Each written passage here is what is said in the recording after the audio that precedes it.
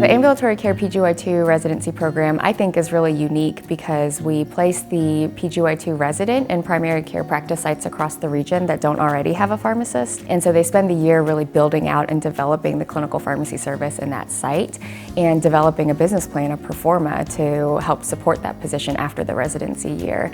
And so it's really great for the resident because they develop a level of independence, clinical independence really early on, and we get the opportunity to teach and foster leadership and management and advocacy skills that they need to be successful doing that. And then it's also really great for our region because it allows us to put clinical pharmacists into practice sites that wouldn't necessarily be able to have them otherwise. So it really extends the reach of pharmacists in Western North Carolina as well.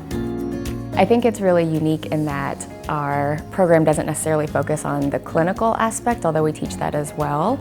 There's also a lot of emphasis on the business side. How do you bill for pharmacy services? How do you maintain a practice site? How do you develop a pro forma to support a pharmacy position? And I think that being the emphasis of the program is a really valuable skill for our residents when they graduate. I think there is a lot of opportunities for research in our residency programs. We're really lucky in that we have a large research department that is growing, and they've really invested in us as faculty and our research abilities. Residency research doesn't always fit nicely into that 12-month calendar year where you start an IRB submission in July and have a manuscript ready to submit in June the following year. And so we've really tried to focus on plugging our residents into larger, meaningful projects that are already going on at MAHEC and having them help with data collection and data analysis of a larger project, or go ahead and jump into manuscript writing of a project that's kind of already been done so they get that experience.